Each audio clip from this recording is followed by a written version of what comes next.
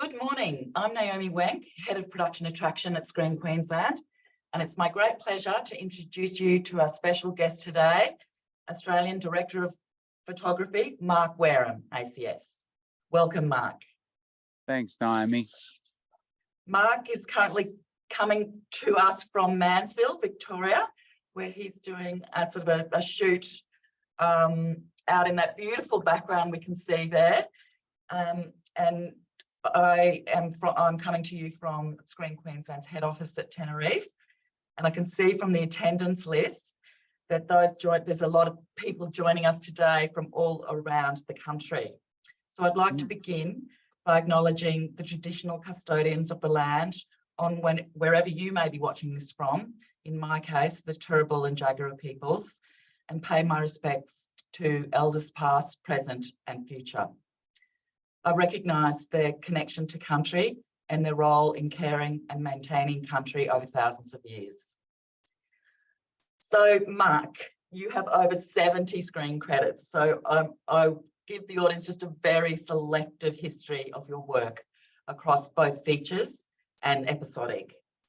So Mark is an award-winning DOP whose work has premiered across at top film festivals around the world, including Sundance, Toronto, South by Southwest, and Camera Image.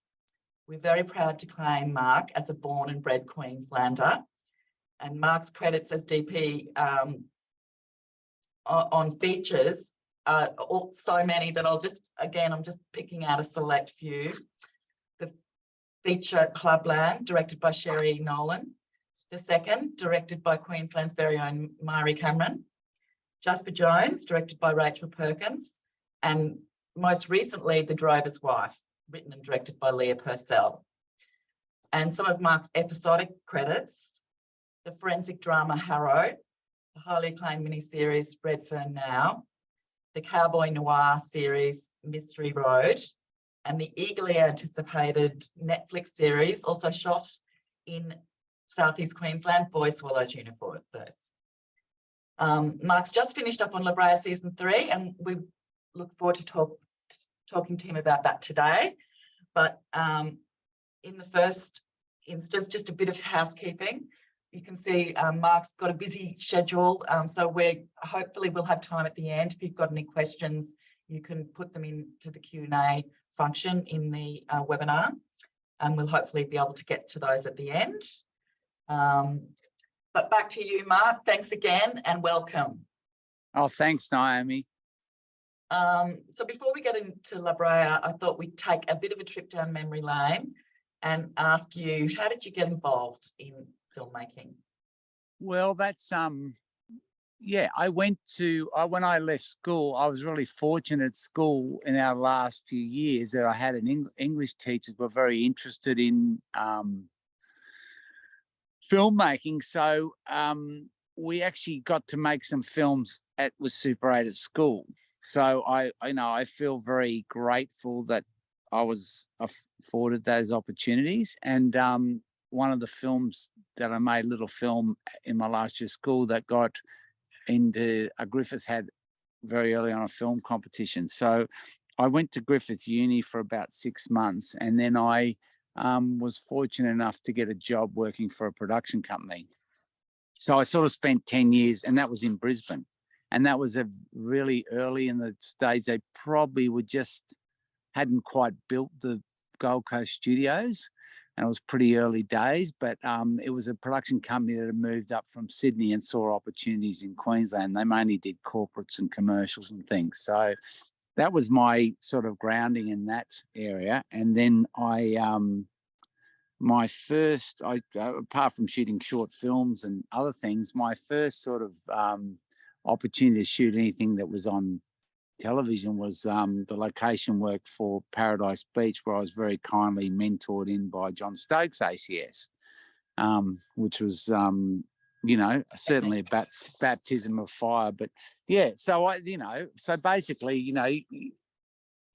you just work away at what you do, I suppose, and, hopefully, keep doing things. But, I shot lots of short films, music videos. I was an assistant in-house. I mean, at one point I even was sort of, you know, sort of running the company at my late 30s, and I was a commercial director as well. So I sort of went into commercial directing before I went across into drama, but I really was looking to find collaborators and, you know, wanted to work on sort of scripted content.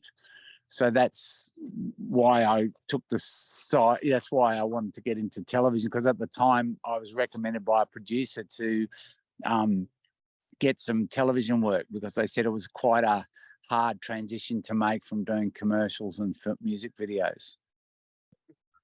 Oh, that's fascinating that you started. So your first camera was a Super 8 camera.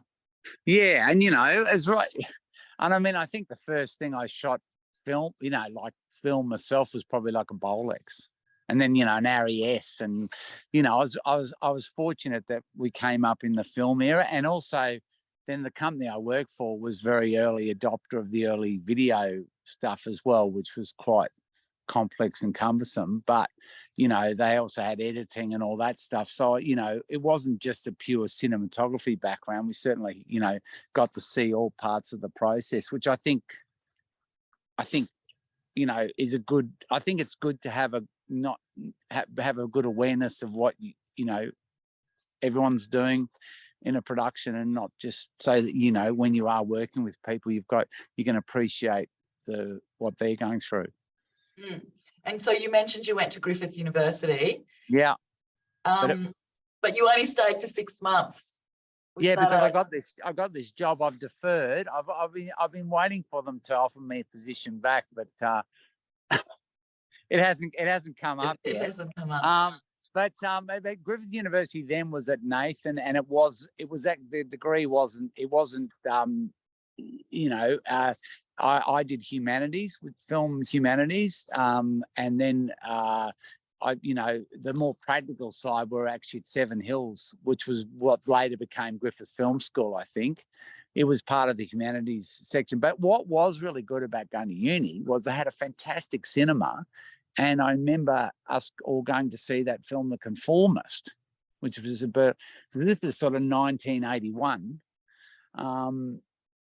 And I do remember that as being you know, really impressing me. And so when I got into the business, I didn't know what I was going to do, really. You know, I thought I wasn't like wanting to be a director of photography. That sort of came a little bit later, because I could see that was, you know, the best, what was suited my sort of skill set and what I wanted to do. But I did like working with directors and being able to feed off what their ideas, you know.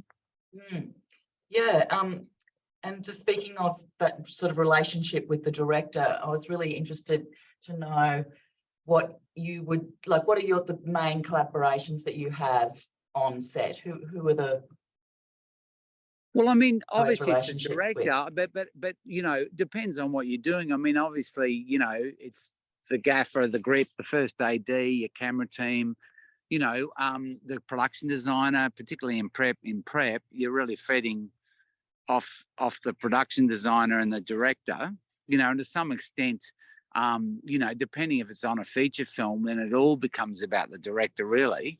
If you're on an episodic television show, your directors are going in and out. So, but at the same time, you know, I'm always of the view that I'm always interested to see what a director's going to bring to the table, you know, and then be able to feed off them.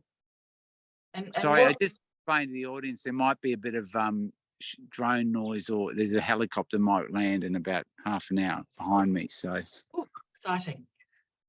I hope that happens. How would you define what a good working relationship with, you know, a director looks like for you? That's an interesting thing, because I often think about what are my most rewarding experiences. And I think I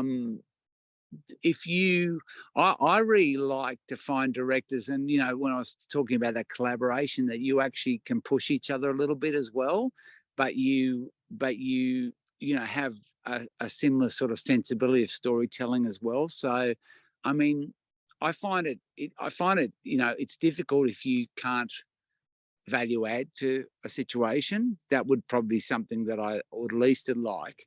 But you know, I have to say I've been really lucky. Well, about both lucky and thing. I've had very few times where I haven't enjoyed that collaboration in some point, even when, you know, it might be stressful. You sometimes look at what you get pushed into doing, and it adds to the sort of experience. So I suppose that, you know, it is, as much as it's really nice to work with people that you know really well, sometimes it's really interesting to work with people you don't know, because they everyone comes to a project with a different point of view, you know. So I'm currently working on a drama project with a commercial director because we're doing some titles work, and I'm finding that a really interesting collaboration, because they're coming at it with a much more, you know, a distilled sense of what, you know, 45, 60 seconds is. Whereas, you know, if you look at, like, you know, a dramatic project, it's a bit more of a marathon rather than a sprint. So, you know, yeah, it's a hard thing. What are the collaborations? It's sometimes I reflect on this often, and you know, I think you've got to also remember, whatever you're doing, it's so good to be able to go to work every day and do this for a living. So whenever I think it's really hard and bad, or the weather's horrible or something, I think I'm still not doing the same thing every day. So I suppose, I suppose I really haven't answered that question, Naomi, but No, I think that's great insight. Yeah, I was interested. You know, like, case in point, like last night I stayed up and I watched Q&A because Rachel Perkins was on it, and I've shot with her 3 or 4 times, and I was listening to her talking, and I was thinking, oh, I really miss Rachel. You know, I haven't worked with Rachel for a long time, you know. You know, I worked with Leah a couple of weeks ago, you know, but as an actor. You know, and so it's just really interesting that, you know, I'm able to have you know, you see the things as you know, your collaboration, as also, and a friendship, I suppose, as well. So, you know, most of the directors I've worked with, probably 90% of them, I'm still, you know, in contact with have a relationship outside work, you know. So that's. And you've worked with a lot of Australian directors on features, and you've made, like, what some people would consider quite the difficult jump into working on American episodic TV.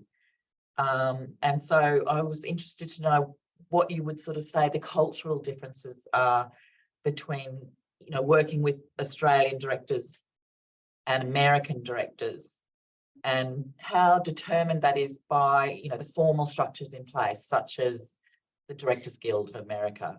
Yes, I mean, it is very different. It is a very different methodology, but it's no different to going to another country and working with a different crew. It's just a sort of it's a different system that they work under. And I have to say, I mean, unlike something like the BREA, you've got to remember it's an episodic show that's not a, you know, it you know, had a drive-through story, but effectively was a relationship drama with a, you know, action science fiction overlay on it.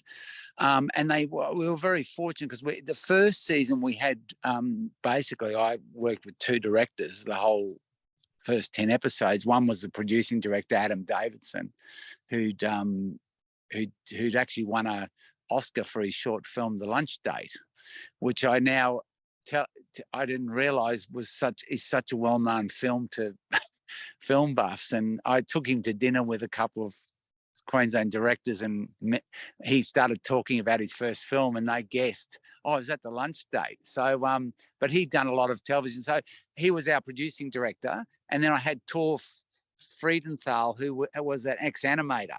So they were very different directors to work with. But it's navigating within the show. The thing with those episodic primetime shows is there's they like a lot of coverage and they like to have their production value. Australians, and obviously it's a bigger amount of people on set and there's a lot more equipment. So the thing that I would say that I find the biggest difference is you've got to think of it like you've got to think of those American TV shows a bit like driving a ship up the Suez Canal and there's a bit of a headwind. You just got to not let the thing get off course, because if it gets jammed in that, you can't. It's pretty hard to unjam that ship if it gets caught sideways in the thing. That's what I think when I watched that ship getting caught in the Suez Canal a few years ago. I was thinking, that's a bit like you've just got to make sure that you're not light on your feet like you might be on an Australian job, which is really nice about doing a smaller job, is that you can be a little bit more flexible from a day to day. The planning's something that is probably something you got to think about.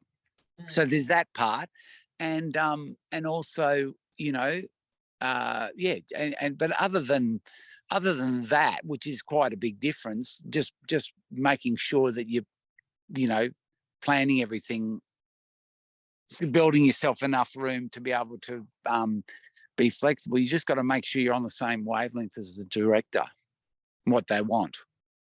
And how much pre-planning do you do on an episodic series? Like, do you go in with a lighting plan or... Well, you have yes, you would, because the beauty of also doing those bigger series is that you're not the only DP. There's 2 DPs, so you're rotating. So you actually do get some prep with the director, which I think is essential, because if you didn't have that prep, you would literally, you could really get yourself caught out, particularly at the end of the day when the light's going and, or the weather goes bad or whatever it might be, or trying to, shoot in a couple of directions in an area where you put the farmer's market and the circus.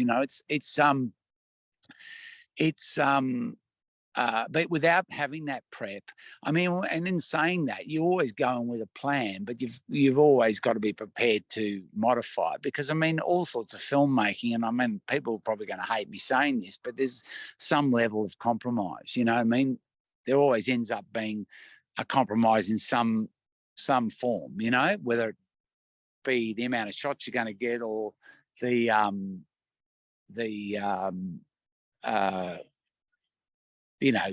coverage might be not how you would have ideally liked it, or whatever, or sometimes it's perfect. But it just because that you've got a set amount of work that you have to shoot in a day, because sometimes the actor's got to go or whatever, whatever the restrictions may be, you end up having to work around those. So you want to you go in with the best plan you can that still buys yourself a little bit of flexibility. So you do get some pre on those shows. Oh yeah, you get pre, definitely. And it's harder on Australian shows if you're shooting the whole thing. It's fine. Like Boy Swallows Universe was terrific, because I shot the last 3 episodes as a block with one director. So I prepped for I had a really decent amount of prep. That was a very well planned and resourced show for the size of show, but it was still small and nimble enough to be able to get in and out of houses in, Queensland houses and, the city of Brisbane. But at the same time, we were resourced well enough to be able to, do a good job. So, it was quite a different thing, just having 3 scripts to work on and that. And not knowing that when I got that finished, you sort of start with a fresh director. But on a lot of Australian TV shows, you're expected to shoot 8 episodes sometimes, or even more, in one hit. So I probably find that harder now, because I just think it's different if it's with one director. Like, I've done a lot of miniseries where you do 6 episodes, like Mystery Road, with one director, like Rachel, or I did Cloud Street with Matt Saville, or that when you prep a whole thing, but it still means that you've got every night, you've got homework to make sure you're staying ahead for the week ahead.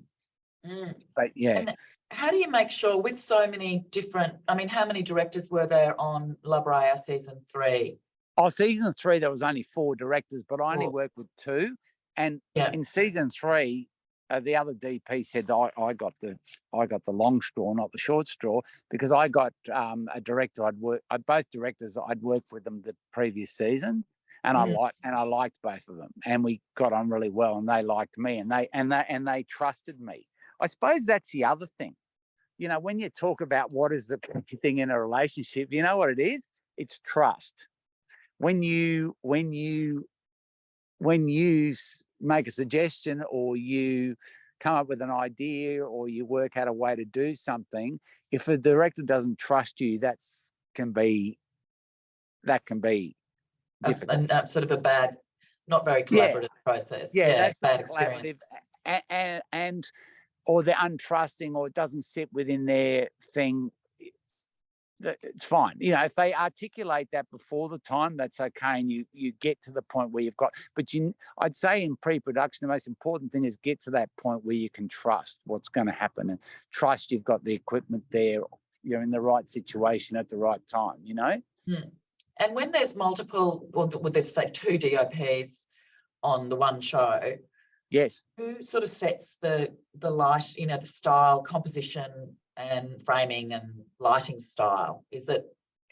Yeah, you sort of do. That sort of comes from the pilot in a series, you know, that gets set. I mean, you do talk to each other. I mean, season 1 of La Brea was Damien Wyville, ACS, and so, you know, when I was shooting the pilot, I was chatting to him about stuff, you know, cameras and lenses and, you know, things, and I suppose also the showrunner, and, you know, there's expectations of the studio and the director and the production designers, and, you know, so it becomes a collegial thing. But in saying that, you know, it's funny on shows with multiple DPs, because, you know, sometimes you see the difference, but other times you don't, because usually, you know, when the showrunner cuts it or whatever else.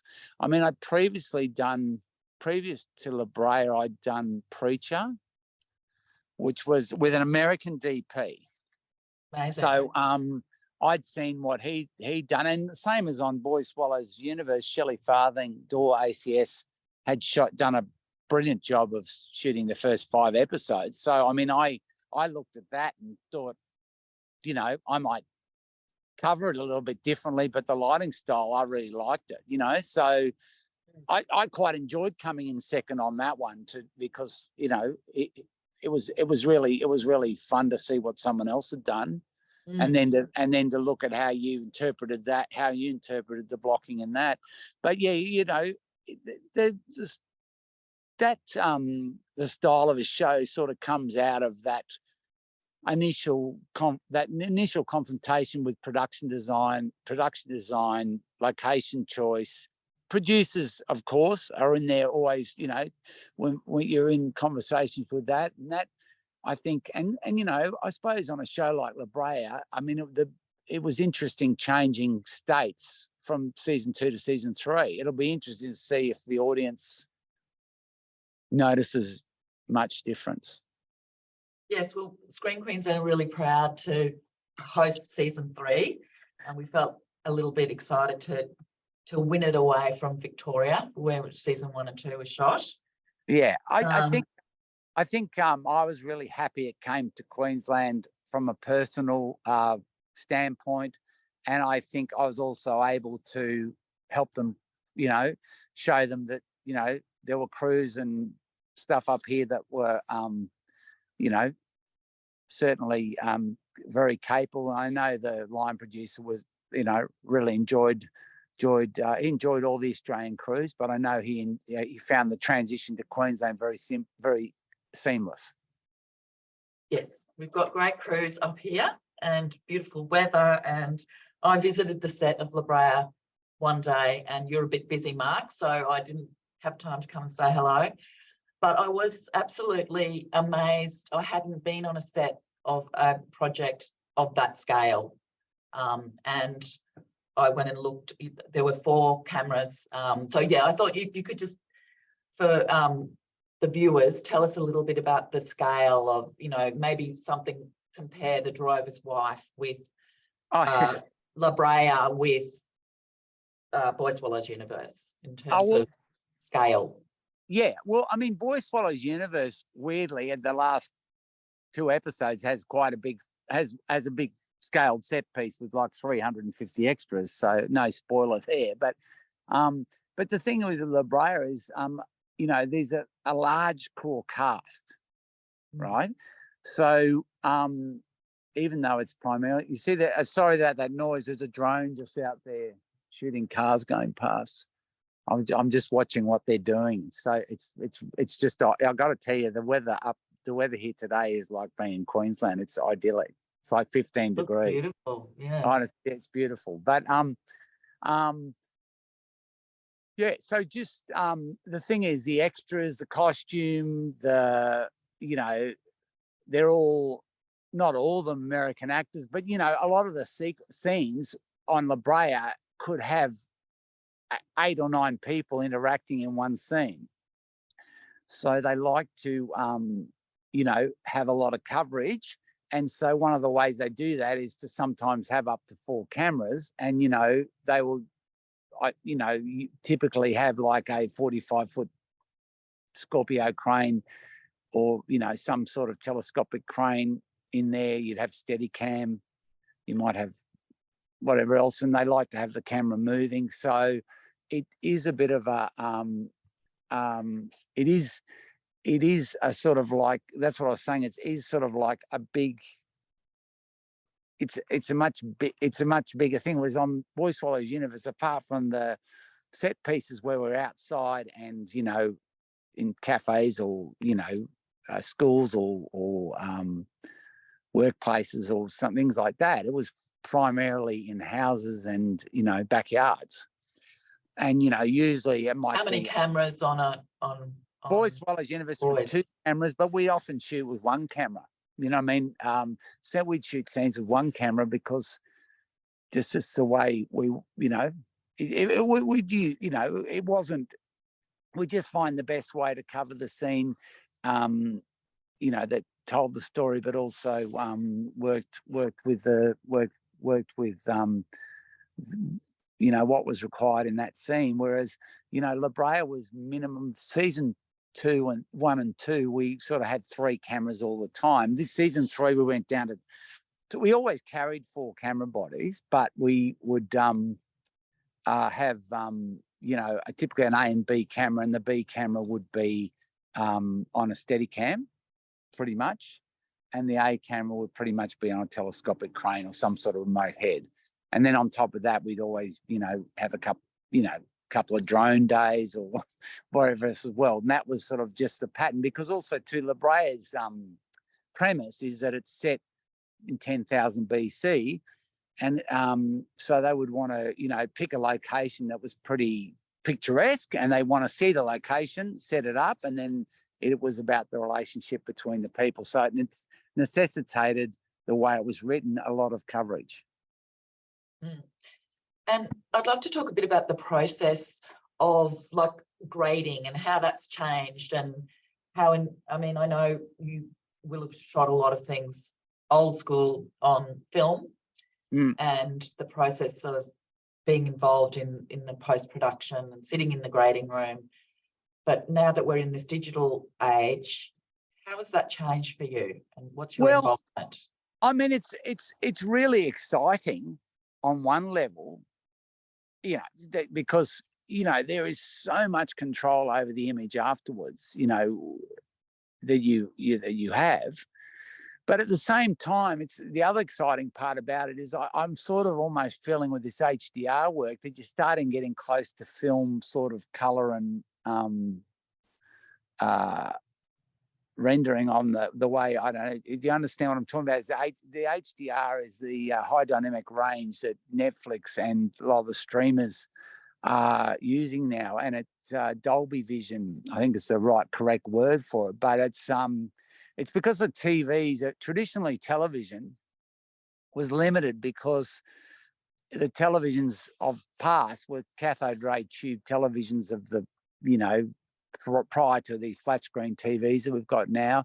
And we've gone to, and as Vittorio Storaro said, TVs are getting bigger and cinemas are getting smaller. Well, that was a trend there at the moment, but a while ago. But the televisions now, with that the way they talk to the boxes, and if you've got a TV that renders, I mean, the pictures look absolutely incredible, particularly the contrast range.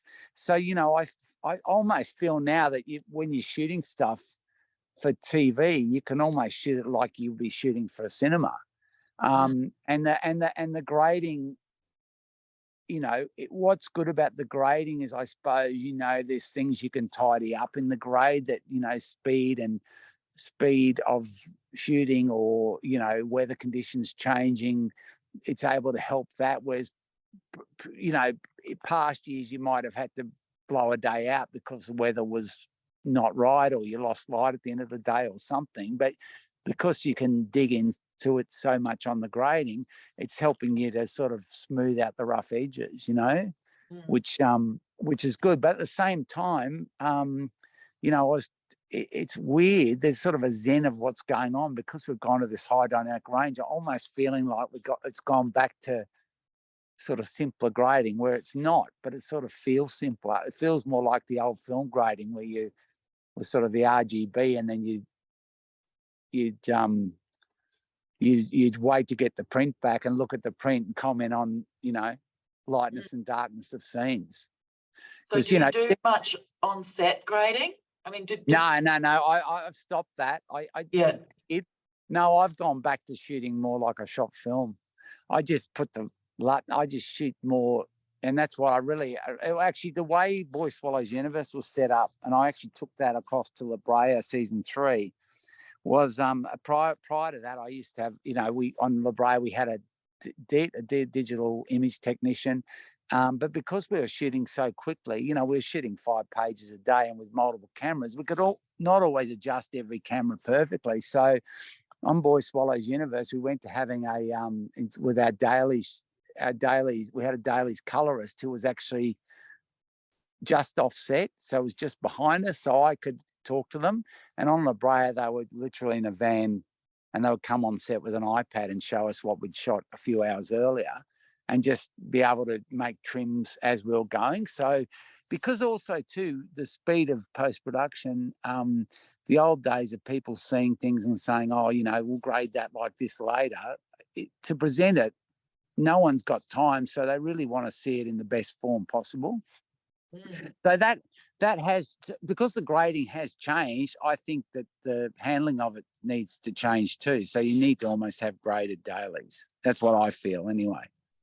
Yeah, I was not thinking, fully, but just balanced. I mean, producers sort of almost have come to expect the rushes to look like the final grade. Totally, and I think also too, back in the early digital days where you had like flat pictures, or or even when we first started going to neg and not doing prints, you had to make sure you put contrast back into the picture, because otherwise people got so used to having a very low contrast picture that when you changed it on the grade, everyone said, what have you done to it, So I think what's the good thing is that we can sort of emulate more what we want to get on the grade, with the LUT and the camera and all that stuff. But I just think balancing, when you're shooting with so many cameras, and being able to balance them really makes a big difference. And any tips for managing the producers that want to see the product finished before it's finished? No, I'm finding they're all pretty good about that. I mean, it's the editors now, even the assistant editors have to do like little sound mixes and everything, before they do the sound mix, just it's not so much the producers. I have to say, I think all the producers, it's the networks. And it's the networks and probably the studios. But with an American show, I'll tell you the other difference. It's not so much with the directing, but with the producing. When you've got a American showrunner, normally the buck stops with them, and you don't really hear much back from the network ever. Whereas in an Australian show, you would hear if they don't like something or whatever. You would hear that more. I'm not sure which system I like better. Mm. And that's the same with directing. The same with the directors too. That's another thing. The directors are sort of left alone. Most of them, you know, will get employed because they do a certain thing. But once the showrunner signs off on the show, the director walks away. The director's never having to talk to the network or the studio.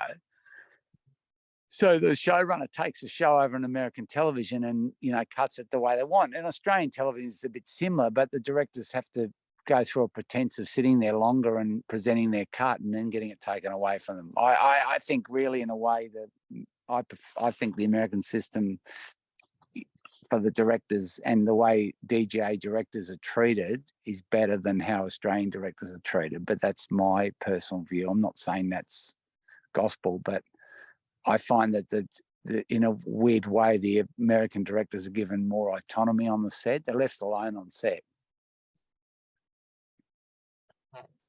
Now, I'm not sure if the Q&A function's working here, but I was just, Mark's got a busy day, so if anyone had any questions, if you could put them through on the Q&A app, that would be fantastic. So I've got a question here from Danielle in Noosa, Hinterland. Lovely.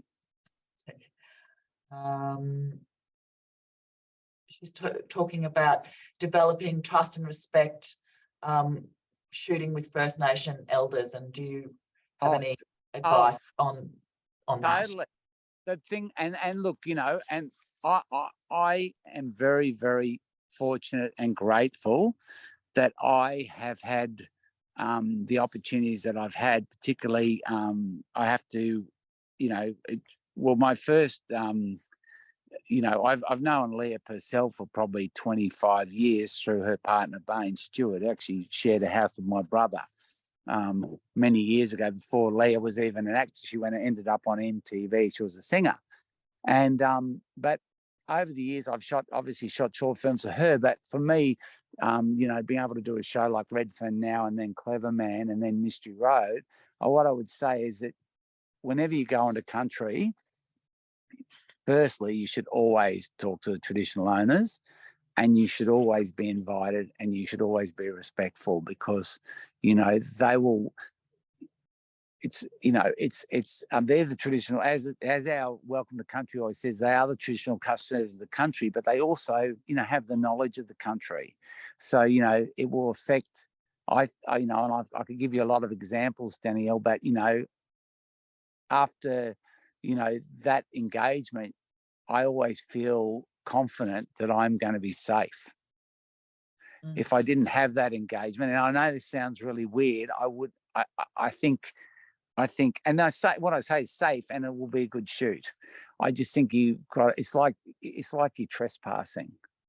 You know, if you're going in there and unannounced. I mean, Leah does a beautiful thing where she always walks in and picks up some earth, and she announces herself.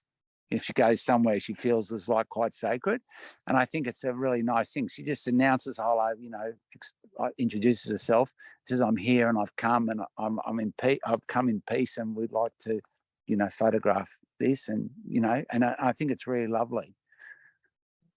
So I hope that helps. But yes, I think you've got to be very respectful and also sensitive to, you know, how you treat that. And I, without taking this political, but I encourage everyone out there to please vote yes in this referendum, because it is incredibly important. That's fantastic. Yes, we're with you on that, Mark. Yeah. I've got a question from Braden. Was it a slow burn for you to break into the industry, or was it relatively quick? I didn't really break into you know, I was it a slow burn? You know, some people would say it was quick. I mean, the thing is, things in the industry, yes, it's slow, it feels very slow, but what happens is once you get any sort of traction or you start working, things surprisingly happen quite quickly once you get to that point. And I suppose in any sort of thing, the old adage, and this is going to sound a bit old-fashioned, of your 10,000 hours is probably pretty true. you need to sort of get out there. And people ask me, what's your advice? And I say, well, like if it's a director, I say direct, shoot short films. It doesn't matter if they're 1 minute long, you know what I mean? And you shoot them on your iPhone. Just get your voice. Get your voice as a director or whatever whatever you're doing, get out there and do it, I suppose. And even if it's not, and also the other thing I'd say is make the most of every opportunity and every shot. And I suppose you want to think about trying to shoot everything like it might be your last thing you shoot. So you think, well, that you want to be remembered well. I've got another question. Have you gotten to a point in your career, or have you ever gotten to a point in your career where there is nothing new to learn? Or is there always something new to learn, even after decades? I think that you always learn something. If not something that you don't learn, something that you learn, it will be sometimes something that you didn't follow that you knew you should have followed, if that makes any sense. Like, for interesting, the thing I would tell you is if your gut says something's wrong, you should listen to it. And sometimes the most annoyed you get with yourself is when you have learned a lesson that you haven't followed. So I think that every day, I mean, last week I was just working with this new director on this car stuff. I'm learning a lot that I sort of knew, but I'm learning about the way he articulates it and the way they get to it, that I'm going, oh, this is quite, you know what I mean? And he's just looking at me going, oh, wow, you're a good operator. But then I go, well, I've been doing it a long time, you know what I mean? So it's practice, you know what I mean, as well. So, but yeah, no, I'm sitting here today, this morning, just on the call we made last night to push the day around, because of the schedule, because we were worried about fog. We wanted fog, but we didn't want too much fog. It's one of those things. Beautiful weather. But yeah, no, I think you learn something and if it's not something about technically, it's something about a relationship or how to deal with something, or it might be. There's always things you can improve. So I think it's good to come away with every day. I mean, in a way, I almost wish I journaled. I can see that. Maybe there's a book in there somewhere, Mark. Well, I just got given this great book by Jeff Lamb, the editor, which I couldn't put down for. It was written by an editor on a show that I was on about the show, but it was about his experience on the show, and I found it fascinating because a lot of the stuff was very familiar to me, and it was great to relive that, and and to also think, well, how would I handle that differently? And down to the other opportunities is when is saying in this business you get to travel to another country, and you get to work with a crew that work completely differently. And the thing is that no matter how much someone will always come up with a good idea on how to do something, or a piece of equipment that you haven't used before, or a way of doing something that you had sort of done, but you might not have quite done it that way. So there's always that. It's always exciting. You can tell that you really love your job, and it's so wonderful to hear. Do you find that it's sort of the opportunities, the storytelling, or is it the far-flung places that you get to go to, or what's your favourite part of your job? I think it's the people, because the thing is, the other thing now from working, it's been a long time. I've had a career where, like coming back to do Boy Swallows Universe, I sort of hadn't worked in Queensland for probably 5 or 6 years. And I was working with like the children of people I knew, you know what I mean? And which was fantastic, like second generation, and even on this job, I'm looking at the script supervisor looking, you look familiar. And then she said, oh, actually, my dad and mum. And I was like going, oh, that's who you are, oh, I remember you as a little, I work with a colorist on Boy Swallows Universe. I remember, the last time I saw him, he was probably about 7, running around and knew his parents really well, so in the early careers. So, I mean, I think it's the people. I mean, you can't complain about, you can't complain about going to places that you would probably go to, you would love to go to just to have a trek. I mean, look at this place. Stunning. It's stunning. Yes. So another question. Yeah. Sorry, Mark. Another question, very specific. Did you learn any camera tips from, is it Owen Mackin? EOIN. Oh, Owen, camera tips on how to shoot him. Because he takes photographs. He's the actor. He's an actor in the BREA, an Irish actor. Did I learn anything off him? Yeah, Is he the actor from HARROW? No, Owen Mackin is the actor in BREA who plays Gavin. Oh, Gavin, okay. The husband, who's been the pilot. Yeah. No, that's Owen. That's Yoan Griffin. Griffin, right? Okay, wrong, yeah. Yoan. Wrong, Yoan. But I learned stuff working with him as well, because he was it was really interesting watching his process on the way he worked. I mean, I think you learn things. I think what you got to do as a DP sometimes is just observe the actors and get used to what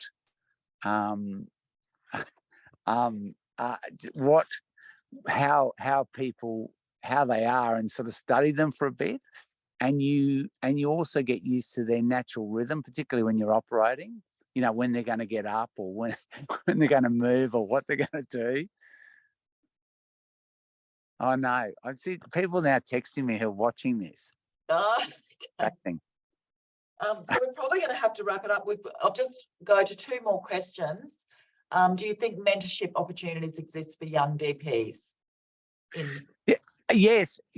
I think we're trying to do that through the ACS, the Cinematography Society. We're having a problem at the moment because it's a volunteered. I need to talk to you at Screen Queensland about making that part of what we do, because there seems to be an issue with having non-paid people on set. Yeah, there is. We'll have to have a chat about that. But yeah, we'd love to.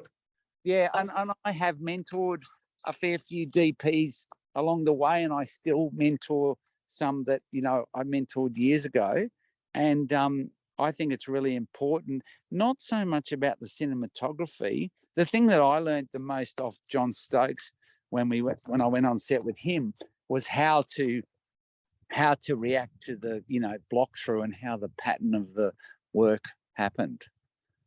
And like, that's what I wasn't used to. The procedure.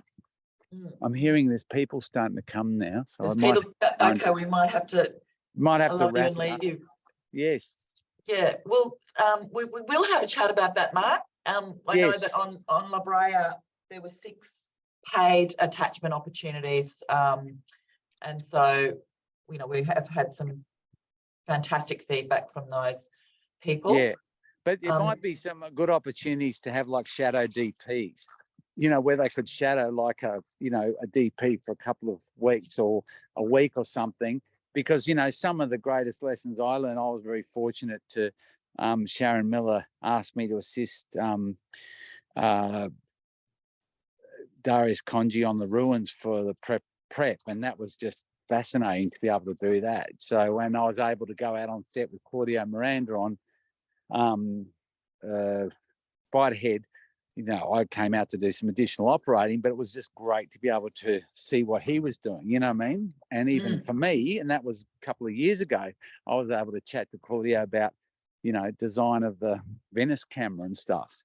So it's hard with DPs sometimes to get to work with other DPs, because unless they're assistants or something. So it's nice to be able to do that.